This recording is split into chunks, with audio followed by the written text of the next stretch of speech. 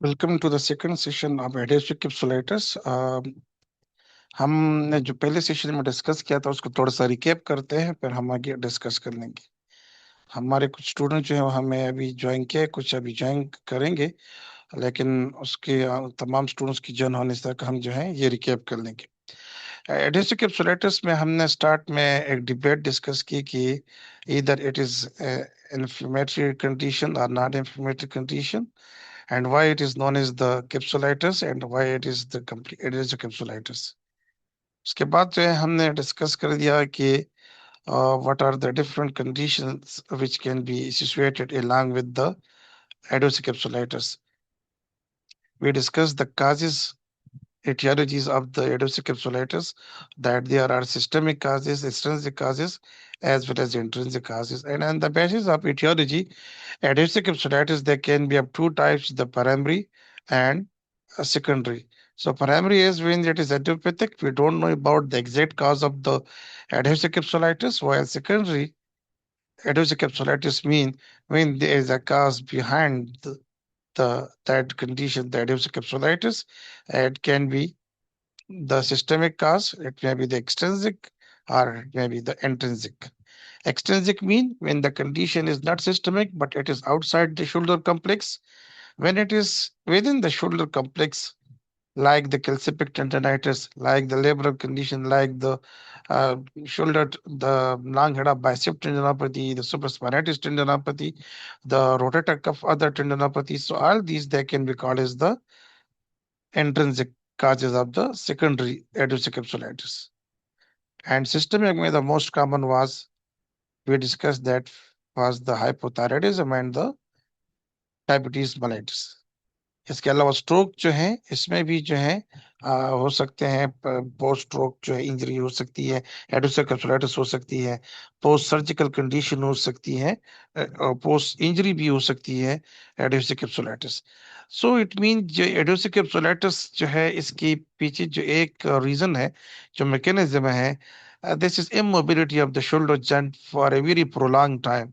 तो जब बड़ी लंबी अरसे तक जो इसको इमोबिलाइज रखा जाता है, तो वहां पर इस जॉइंट की जो कैप्सूल के नष्ट होने की वजह से वहां पर जो है एडिशंस क्रिएट हो जाते हैं, और फिर यही एडिशन जो है ये नॉन रिवर्सिबल कंडीशन में एंटर हो जाते हैं, which are we called as the fibrotic changes. और वहां पे फिर ये रेंजेस को जो है ये लिमिट बना लेते हैं। अगर और दूसरी कंडीशन जो है फिर वो ठीक भी हो जाती है, लेकिन फिर भी जो है ये एडिशनल कैप्सुलाइटिस जो है that remain. Suppose if there is someone with the that rotator cuff tendinopathy, and the reduced capsular is secondary to the rotator cuff tendinopathy. तो rotator cuff tendinopathy के signs and symptoms and condition may be recover हो जाती है, but still the person is with the reduced capsulitis. हमने ये भी discuss किया था कि एडेप्टिव कैप्सुलाइटिस जो है ये वुमेन में बहुत कॉमन होती है, डायबिटिक पॉपुलेशन में।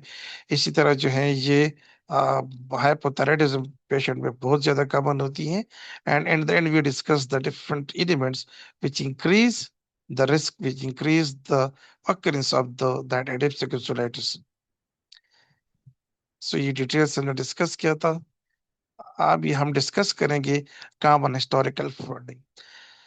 तो जैसे ही पेशेंट जो है ये क्लिनिक में रिपोर्ट कर देता है, आ जाते विद कंप्लेन कैप्सुलाइटिस की, तो उसकी मेन कंप्लेन जो है ये होगी the lateral shoulder pain. And most particularly अगर हम कहें, so that would be the superior lateral और सुपीरियर इंटीरियर लेटरल।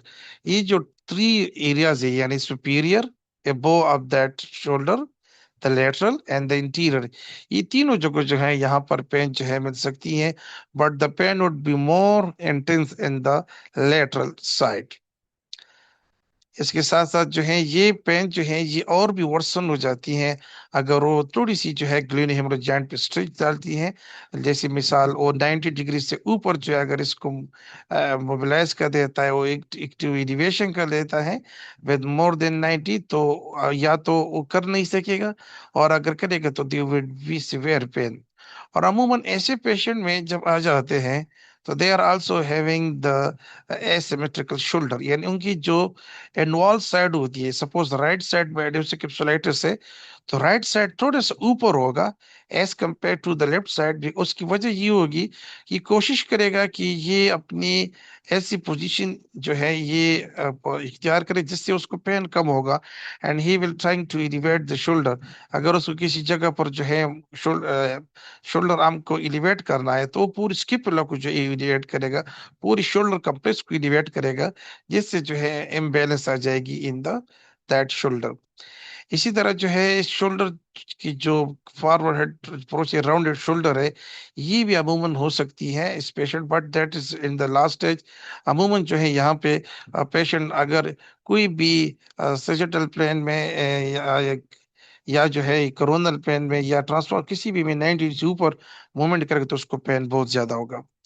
और इसके बाद जो है पेशेंट हिस्ट्री ये बताएगा कि initially that was only pain, movement होती थी बट विद पेन। और अब राइट नाउ मूवमेंट बिल्कुल रेस्ट्रिक्ट हो गई है up to the that some point या अप टू द 90 यहाँ पे मूवमेंट होती है, उसके बाद जो है मूवमेंट नहीं होती।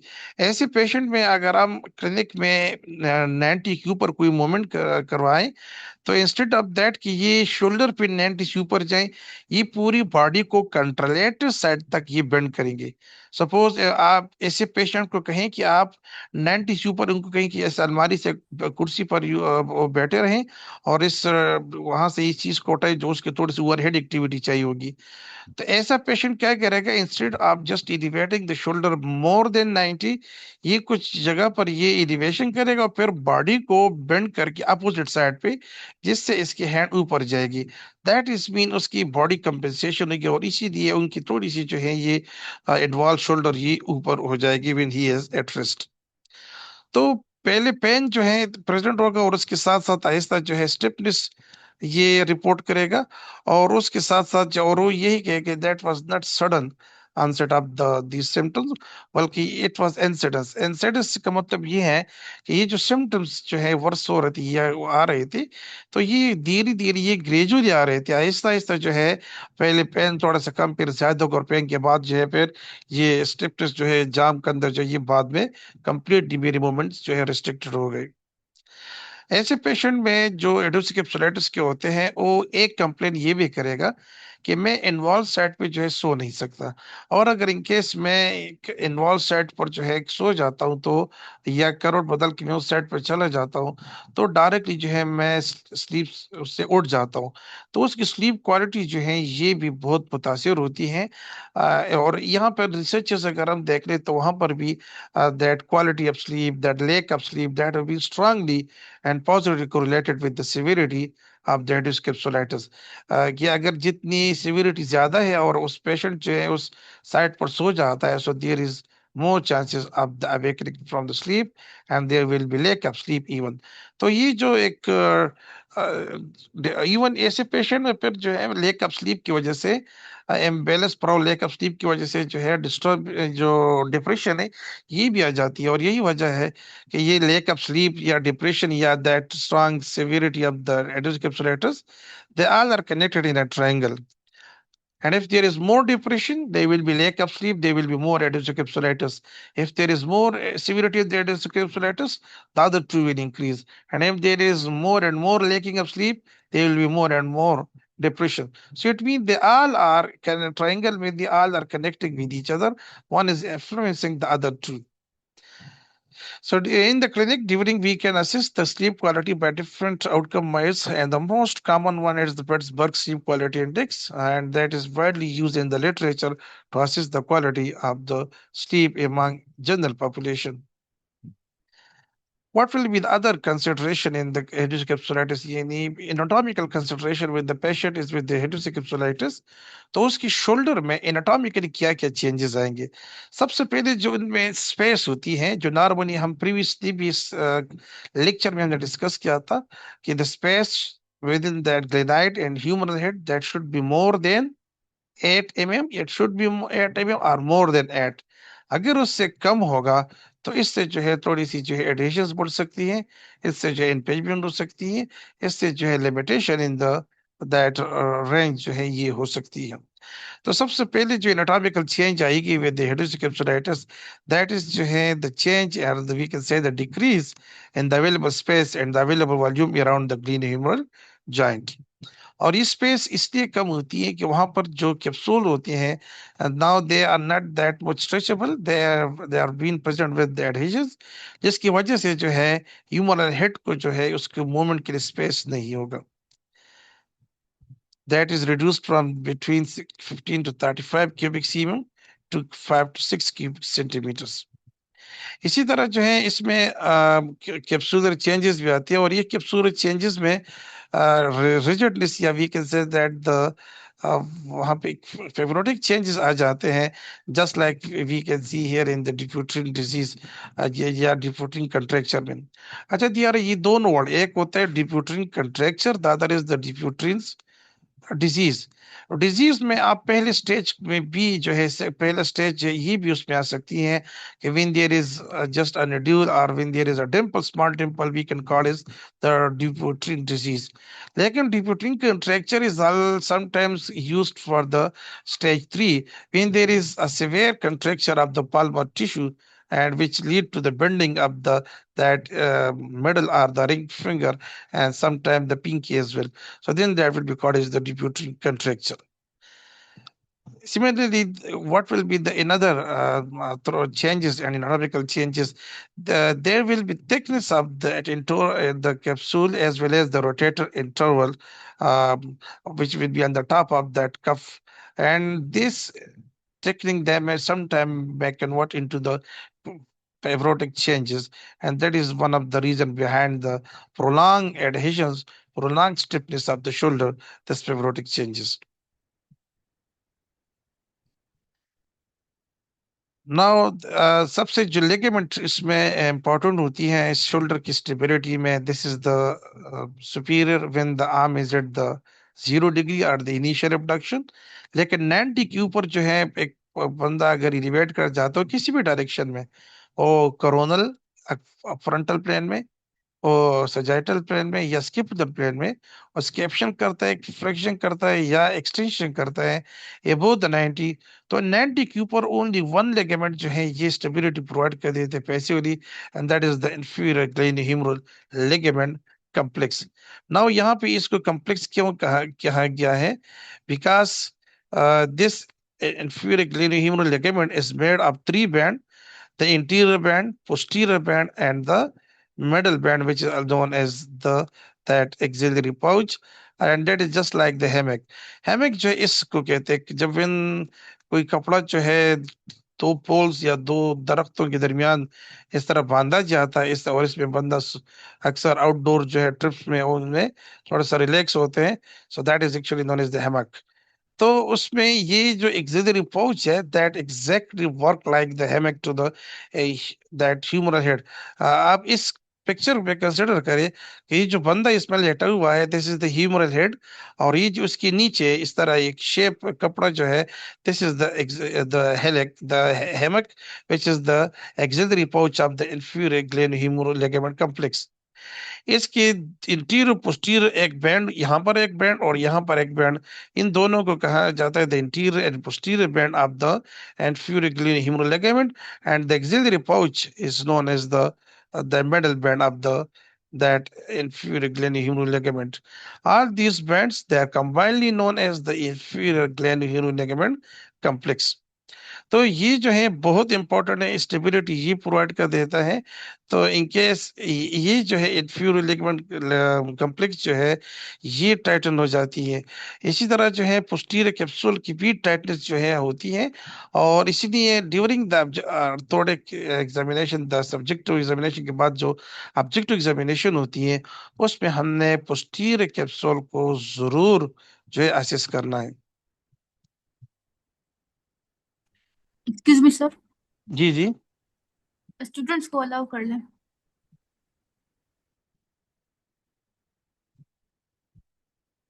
यहाँ पे जितने भी स्टूडेंट्स है they all are allowed, no one is there waiting in the room. 21 students, यहाँ पे कोई भी इस तरह नहीं है कि इसको. ठीक है सर, वो ज्वाइन कर लिया उन्होंने. नहीं, मैं जैसी जैसी आ जाती है तो लेक्चर के दौरान मैं डायरेक्टली उनको ऐड कर जाता हूँ.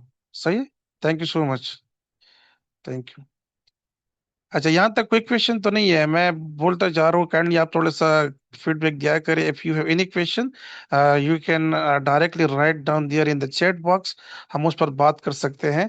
If there is any MSK terminology आपके लिए शायद थोड़ी सी नहीं होगी, कुछ कुछ चीजें आपके लिए नहीं होंगी, तो अगर कोई टर्म या कोई भी इस तरह टर्मिनोलॉजी या कंसेप्ट यहाँ पे आपको अनक्लियर लगे तो आप यहाँ पे चैट बॉक्स में लिख सकते हैं. एंड देन जब भी जो हमारा कोई सब टॉपिक खत्म हो जाती है तो हम उसकी तरफ जाएंगे और वहां पर फिर हम डिस्कस करेंगे. तो जो भी प्रॉब्लम अगर एक्यूट केस में यानी जैसे हम डिस्कस कर रहे हैं यहाँ पर कोई क्वेरी तो क्लियर, तो उसको मुझे भी समझाना और आपको भी जो इजीली समझ में आ जाएगी. सही है. ओके. तो अभी right now we were discussing the shoulder anatomy और स्पेसिफिकली द शोल्डर कैप्सूल. और ये शोल्डर कैप्सूल जो है ये अल्लाह ताला ने हमें इस तरह ये स्ट्रक्चर दिया है कि इसमें स्ट्रेचिंग की कैपेसिटी बहुत ज्यादा है. और अगर आप इसको when we are at rest, so ये कैप्सूल जो है ये बिल्कुल जो है इस तरह रबर की तरह होता है. ये शॉर्ट होता है, लेकिन जैसे ही हम कभी एक्सटर्नल रोटेशन करते हैं, इंटरनल रोटेशन करते हैं, स्केप्शन करते हैं. स्केप्शन मीन हम स्केपुलर प्लेन में, which is the plane between the sagittal the and the coronal plane, यानी इन दोनों के दरमियान जो प्लेन है, दैट इज द एबडक्शन और फ्लेक्शन के दरमियान जो ये मूवमेंट होगी, elevation, that is actually known as the scaption and the plane is known as the scapular plane. तो ये कैप्सूल, इसके अंदर जो अर्थोकाइनेमेटिक्स होते हैं, which mean the with in the capsule जो मूवमेंट होती है, that is known as the arthrokinematics. तो उसके लिए इस कैप्सूल का स्ट्रेचिंग कैपेसिटी का होना ये बहुत जरूरी है. अदरवाइज अगर ये अर्थोकाइनेमेटिक्स जो है नहीं होती तो हम आप एक कंप्लीट रेंज ऑफ मोशन जो है नहीं कर सकते. और यही वजह है कि when there is adhesions in the capsule, तो सबसे जो पेन के बाद द मोस्ट कॉमन सिम्टम जो this is the limitation in the range of motion. क्योंकि हम उस एक्सटर्नल रोटेशन एबडक्शन करते हैं, हेड को रोटेट होना पड़ता है, और आप उसके पीछे जो ऊपर या उस तमाम डायरेक्शन में सिक्स द लोअर डायरेक्शन के अलावा बाकी जगहों पर कैप्सूल होती है, और वो टाइट हो जाती है और रिजिड हो जाती है, सख्त हो जाती है. तो वो स्ट्रेचिंग उसमें नहीं होती, इसलिए हेड को वो मूवमेंट नहीं मिलती है, जिसकी वजह से हमारे ओवरऑल जो अर्थ जो हमारे ऑस्टियोकाइनेमेटिक्स है वो हमारी जो है डिस्टर्ब हो जाती है. तो यूजुअली ये समटाइम ये कैपेसिटी, स्ट्रेचिंग कैपेसिटी जो है ये बहुत ज्यादा हो जाती है.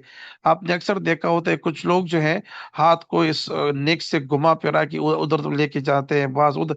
उसमें एक्चुअली ये होता है कि ये एक एक्स्ट्रा रूम दे देते हैं कि इतना स्ट्रेचिंग हो जाती है कि even the humeral head just come out of the cavity, और उसकी में, कोई इंजरी नहीं होती, फिर भी जो एक मतलब एक्सट्रीम स्ट्रेचेबल होता है. तो ऐसे में बंदा जो है कंप्लीटली जो है उस तरफ जाके और फिर अपोजिट शोल्डर पे हाथ रख देते, उससे भी नीचे लेके आता है.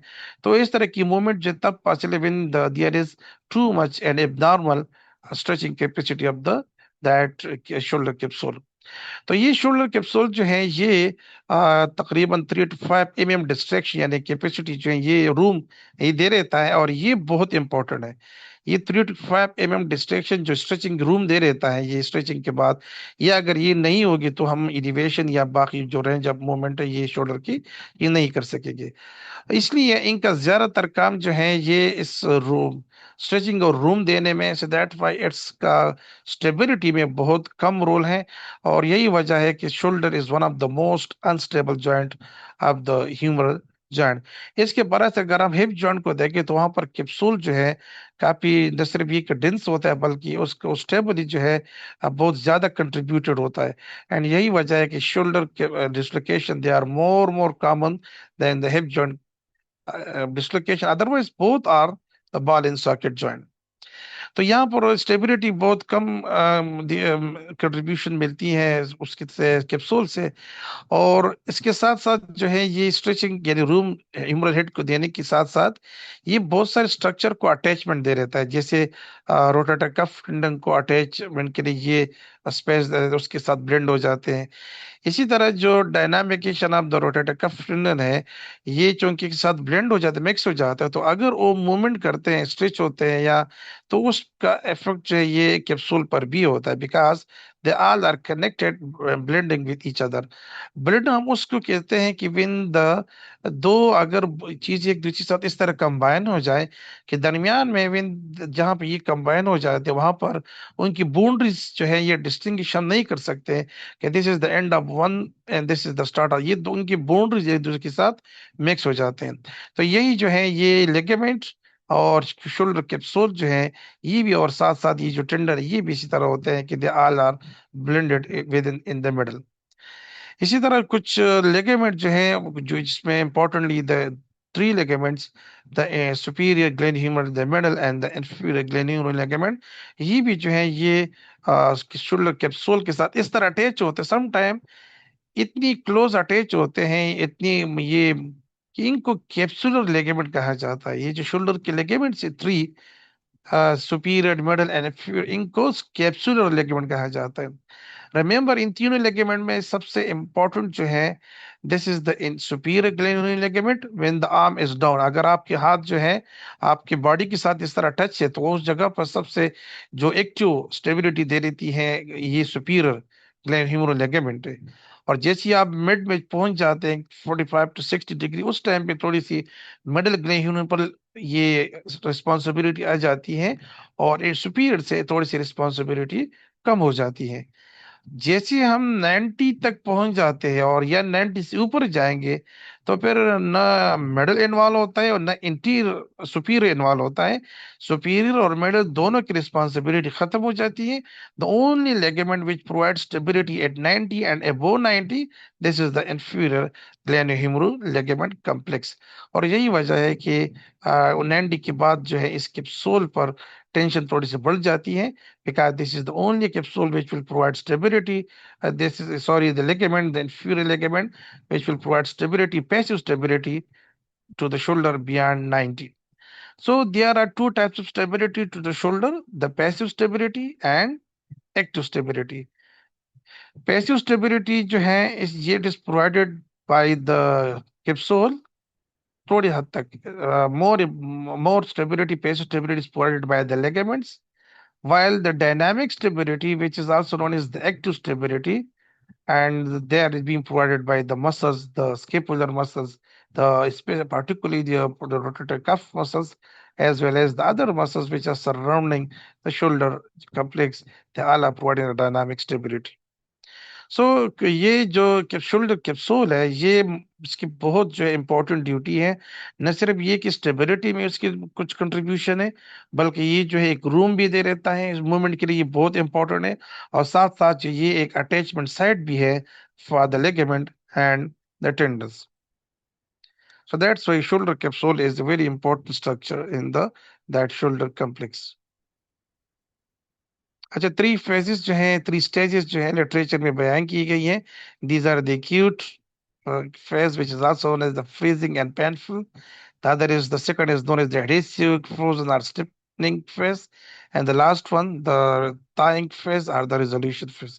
So very shortly हम एक एक को डिस्कस करते हैं। फ्रीजिंग स्टेज जो है ये तकरीबन 1.5 to 2 months तक जो है ये प्रेजेंट रहती है और इसमें मेन जो सिम्टम होती है दिस इज द पेन।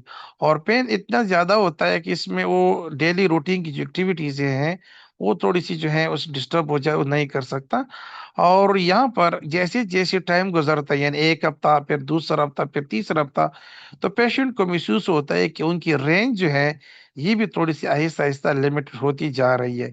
और पेन जो है ये तो ये सिवियर तो है, इनकी सिवियरिटी भी बढ़ती है। But the most important symptom complaint of this freezing stage is the pain. The second is the most important stage, not only of that duration but the symptom, कि इसमें दोनों सिम्टम पेन और range दोनों जो peak पर होते हैं और इसकी ड्यूरेशन भी जो है ये ज्यादा होती है देन द फ्रीजिंग स्टेज।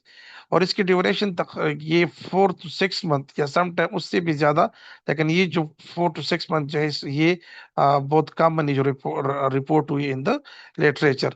अब इस फ्रीजिंग स्टेज क्यों कहा जाता है? Because this is the stage जहां पर कैप्सूल में एडहेजन आ जाती हैं, जिसमें कैप्सूल में फिब्रोटिक चेंजेस जो है आ जाती हैं, and that's why the capsule become adhesive, that capsule become hard, the capsule become rigid and that fibrotic, जिसकी वजह से जो है द मेन कंप्लेंट जो है this is actually the limited range of motion, particularly the external rotation and the abduction. And उसके बाद जो है अगर लिमिटेड है so this is the internal rotation, and after that last में जो एक फ्रिक्शन जो है ये हो जाती है, लिमिटेड हो जाती है। The last stage the time stage जो इसकी फिर ड्यूरेशन जो है 6 मंथ से लेकर 2 इयर्स तक हो सकती है। बाद लोग 1 साल तक जो है खत्म होने पर कम शोल्डर कम, but majority of the case जो है it take more than 1 year. तो ये जो है कोई भी टाइम ले सकता है 6 मंथ से लेकर 2 ईयर तक। और इसमें इसको सम टाइम रिजॉल्विंग स्टेज भी, इसमें जो पेन है ये काफी हद तक जो है कम हो जाता है, as well as there is also some improvement in not only in the range but also in the strength of the muscle as well. That's why this stage is also known as the thawing phase or thawing stage or the resolution stage. History में हम उससे past medical history पूछेंगे, उन्होंने कोई surgery तो इसकी नहीं हुई है, या कोई और कंडीशन सिस्टमिक डिजीज तो इनके नहीं है। प्रेजेंट कंडीशन के बारे में से पूछेंगी, डायबिटीज के क्वेश्चन बहुत जरूरी है। साथ साथ जो है कि थायराइडिज्म या पार्टिकुलरली हाइपोथायराइडिज्म की जो कम उनके बारे में पूछना है कि इधर there have any hormonal changes. इसी तरह जो है उनकी शोल्डर के अलावा बाकी पेन, बॉडी रीजन में पेन के बारे में पूछेंगे, ताकि ऐसे तो नहीं कि इनको कम्प्लेक्स जो है पेन सिंड्रोम है रीजनली, उसको तमाम मल्टी जॉइंट्स जो है इन्वॉल्व है। इसी तरह अर्थराइटिस के बारे में उनसे पूछेंगे कि आपको इस तरह की जब मूवमेंट होती है तो ड्यूरिंग द मूवमेंट आपको जॉइंट से आवाज जो है ये तो महसूस नहीं होती, या आवाज सुनाई तो नहीं देती, या जो है उसके साथ साथ उसकी जो हिस्ट्री है कि भाई आप गिर गए थे या पेन किस तरह स्टार्ट हुआ। तो ये तमाम क्वेश्चन जो है इससे हम पूछेंगे। साथ साथ मोस्ट इम्पोर्टेंटली हम उनसे पूछेंगे कि एक्चुअली कौन सी एक्टिविटी करने से उसका पेन जो है ये इंक्रीज होता है। और कोई ओवरहेड एक्टिविटी करता है, वो वेट लोड जो है उठाता है ऊपर, वो लैंड के ऊपर लेके जाता है, या वो शर्ट निकालने की कोशिश करता है, या कम्बिंग हेयर जब वो कंघी करता है या करती है उसको पेन ज्यादा होता है, या बटन जो है शर्ट बटन जो है कमीज ये बंद करने पे उसको पेन ज्यादा होता है, या जो अगर वो कान की सफाई कर लेते हैं तो यहाँ पे, या नेक पर जो है यहाँ पे नेक को वहां पे वो हाथ रखते हैं तो नहीं रख सकते। तो ये कुछ एक्टिविटीज है, और अमूमन ऐसे पेशेंट को में ये सबसे कॉमन होगी कि वो यही कंप्लेन करेंगे कि जब वो कंघी करते हैं बाल को तो वहां पर इनको पेन ज्यादा होते हैं, और अमूमन नहीं कर सकते। अपने कान को टच करने में या नेक को टच करने में ये बिल्कुल बहुत तकलीफ होती है, नहीं नहीं कर सकती। इसमें क्या है, इसमें क्योंकि जब हम ये कंघी करते हैं या नेक पर हाथ रखते हैं या अपने ईयर को टच करने की कोशिश करते हैं, तो यहाँ पर न सिर्फ हमारे एबडक्शन होगी 90 तक या 90 के ऊपर, बल्कि यहाँ पे एक्सटर्नल रोटेशन भी होगी, और ये दोनों जो है लिमिटेड होगी। होता अगर पेशेंट जो है इनकी कोशिश करेगा ग्रूमिंग को, या अपने कॉलर को पकड़ के जो है वो अगर वो टच करने की कोशिश करते हैं, तो इन तमाम केसेस में उनको न सिर्फ ये कि पेन होगा, बल्कि सेकंड स्टेज में फिर वो पेन के साथ साथ वो नहीं कर सकेगा। इनिशियली ही मैं she may be able to reach the last end of that range but with pain। तो और ये ग्रीवेटिक फैक्टर उनमें मौजूद होगी। इसी तरह जो है हमने इसकी तमाम जो एक्टिव पेशियो रेंजेस जो है उसकी अब असेसमेंट करनी है। साथ साथ हमने इस पार्टिकुलरली द ये जो चार moments, flexion, abduction, external rotation, internal rotation of the shoulder जो है ये जरूर चेक करनी है। और अगर हमें मिल जाती है एक्सटर्नल रोटेशन में, so this is more chances of the कि उसको ये एडेप्सिव कैप्सुलाइटिस हो। जैसे हमने कहा कि इम्पेयरमेंट क्या क्या कॉमन हो सकती है। सो पेशेंट जब क्लिनिक में when they appear, so mostly they will have limited external rotation, they will have the limited abduction as well as and range पे उसको पेन भी प्रेजेंट होगा। सिमिलरली उनको डिफरेंट जो एक्टिविटी ऑफ डेली लाइफ में, जैसे like grooming या overhead activities like dressing और कमिंग हेयर, उसमें बहुत जो है उनको मुश्किलात होंगी। Physical examination में this is the position where we can use the external rotation. We can see here the shoulder will be at 90 degree. ये 90 डिग्री पर होगा और फिर हम इस हाथ को काउच की तरफ इधर लेके आएंगे। जितना हम इसको इधर लेके आएंगे और यहाँ पर एल्बो को सपोर्ट देंगे ताकि ये जो है यहाँ पे स्टेबल रहे और हम हैंड को इस तरफ पुश कर देंगे so that will be the external rotation. इसी तरह अगर हम उसको अपोजिट डायरेक्शन में यानी ये हेड के टुवर्ड्स द फुट जो है इसको हम आगे की तरफ प्रेस कर ले with keeping the arm at the 90 degree of abduction so that would be the internal rotation at the 90 degree of abduction. This is the assessment of the flexion. Flexion में ये याद करनी होगी कि हमने एल्बो को जो है थोड़ा सा पार्शियली जो है उसको एक्सटेंड कर रखना है। साथ साथ हमने यहाँ पे जो स्किपुला है उसको लेटरल साइड पे हमने इसको सपोर्ट देना है and then we will assess we will just flex the that shoulder to assess कि यहाँ पर पेशेंट जो ये कर सकता है कि नहीं कर सकता। एबडक्शन जो है ये जरूर चेक करनी करनी चाहिए। और पेशेंट को जब भी हम असेस करते हैं तो अमूमन पेशेंट को हमने बताना चाहिए कि वो खुद करे और पेशेंट के बाद खुद जब वो पहुंच जाते हैं और हमने देखना होता है कि ये शोल्डर के साथ क्या करते हैं। ऐसा तो नहीं कि वो एबडक्शन कर लेता है लेकिन वो अपोजिट साइड को बेंड हो रहा है। इसलिए हमने उनकी असेसमेंट सुपाइन पोजीशन में करनी है क्योंकि यहाँ पर हम बहुत सारी मूवमेंट को जो कंपेंसेटरी मूवमेंट्स होती हैं उसको हम ब्लॉक कर जाते हैं। जैसे मिसाल यहाँ पर ये शोल्डर की इलिवेशन जो है यहाँ से हम ब्लॉक कर देते हैं तो शोल्डर स्किपुला जो वो इलिवेट नहीं करेगा वो सिर्फ शोल्डर को एबडक्ट कर लेगा। अगर हम यहाँ पर ये स्टेबलाइजेशन उसको ना देंगे तो ये क्या करे ये शोल्डर को इलिवेट करेगा और जो एक बायस रिजल्ट हमें दे सकते हैं। तो ये पोजीशन जो है स्टेबिलिटी और blocking of the that striking off the shoulder जो है by one hand this is very important because it will give us the true result of the that assessment। हमने इसकी ऑब्जर्वेशन करनी पोस्चर की and particularly posterior observation करनी है कि इसकी स्किपुला जो है ये विंगिंग तो नहीं है। अच्छा हम अगर इसमें विंगिंग को देखना चाहें तो हम पेशेंट से कहेंगे कि आप वॉल पुशअप करें वॉल के ऊपर। जैसे वॉल पर पुश करेगा और if there is any weakness of the interior serratus interior और if there is any injury to the long thoracic nerve इन दोनों केसेस में जो है शोल्डर ड्यूरिंग दैट पुशअप जो है ऑन द वॉल उसकी स्किपुला जो है ये विंग हो जाएगी। तो ये भी जो है एक हमने असेस करनी है because they may be the one of the sign and that may be the risk factor for the adhesive capsulitis। Similarly हमने ओवरऑल उसकी जो कंप्लीट अपर क्वार्टर है इसकी एग्जामिनेशन करनी है entire dermatomes myotome and all the reflexes. हमने इन तीनों चारों लेगमेंट्स को the inferior middle superior coracohumeral की असेसमेंट हमने करनी है। इसके अलग अलग प्रोसीजर है but we don't want to go that much deep कि एक एक लेगमेंट को हमने किस तरह असेस करनी है। Simple it should be clear to all of you कि हम अगर हाथ को बॉडी के साथ रखे यानी 0 डिग्री मूवमेंट जैसे हम एनाटॉमिकल पोजीशन पे होते तो वहां पे सुपीरियर ग्रेन्यूल लिक्विड ये एक्टिव होता है और जैसे जैसे हम इसको 90 की तरफ जा रहे होते हैं तो सुपीरियर की ड्यूटी जो है ये शिफ्ट होती है मिडल पे 45 डिग्री पे। दिस इज जो है मिडल और उसके बाद 45 डिग्री से 90 की तरफ जा रहे हैं तो मिडल की ड्यूटी आहिस्ता आहिस्ता शिफ्ट होती है इंफीरियर पे और 90 पे पहुंच के both the middle and superior की ड्यूटी खत्म हो जाती है और ओनली रह जाता है the inferior gland ligament complex और 90 और इसके वो जो है the only ligament which will provide stability passive stability to the humeral joint ligamentous point of view say that will be the inferior glenohumeral ligament complex।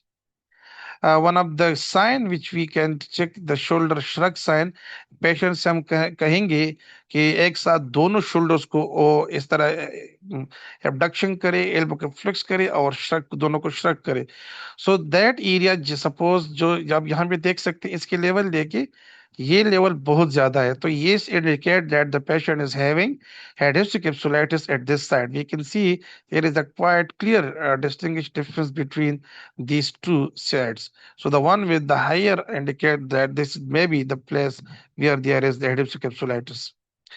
इसी तरह जो है मुख्तलिफ रिसर्चेस ने इसकी भी रिलेबिलिटी अच्छी शो की है कि हैंड द नेक या हैंड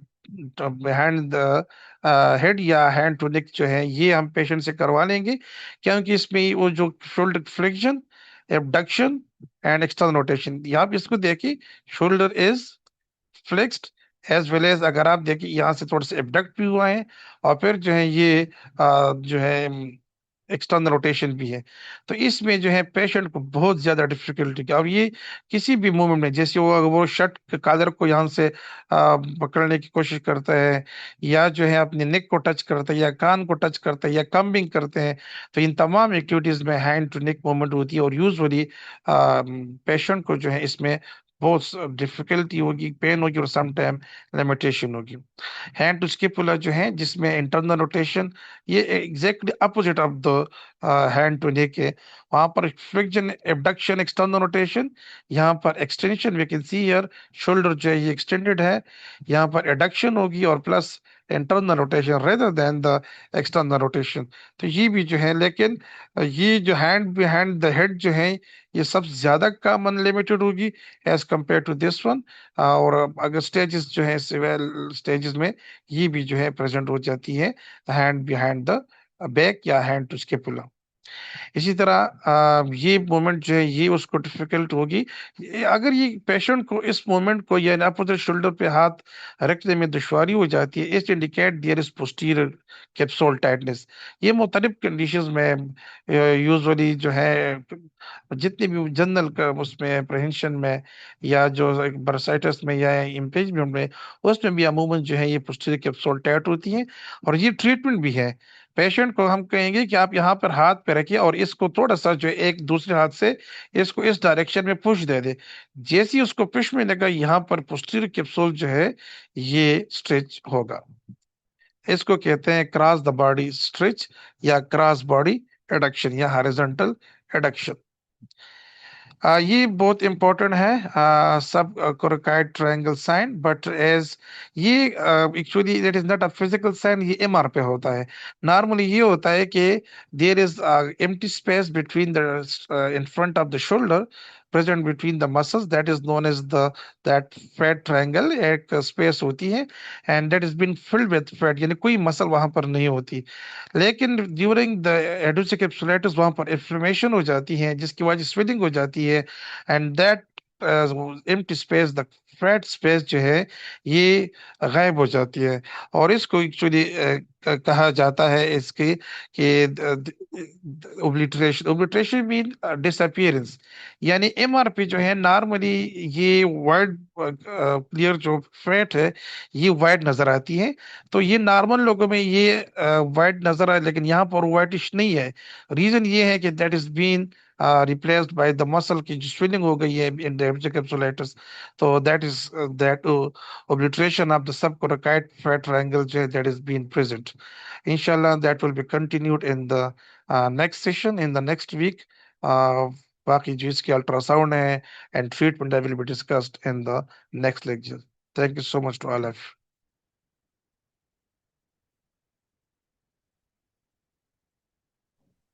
थैंक यू बिलाल साहब। Thank you so much. तुम्हारे भी इंशाल्लाह रिकॉर्डिंग आप सब लोगों के साथ जो शेयर हो जाएगी, लेक्चर भी मैं आप ये ग्रुप में अपलोड कर देता हूँ। काइंडली इसको एक दफा रीड कर लें। If there is any query so we will discuss it in the next session इंशाल्लाह। इंशाल्लाह। Okay, thank you, sir. Thank you. Allah Hafiz, Allah Hafiz.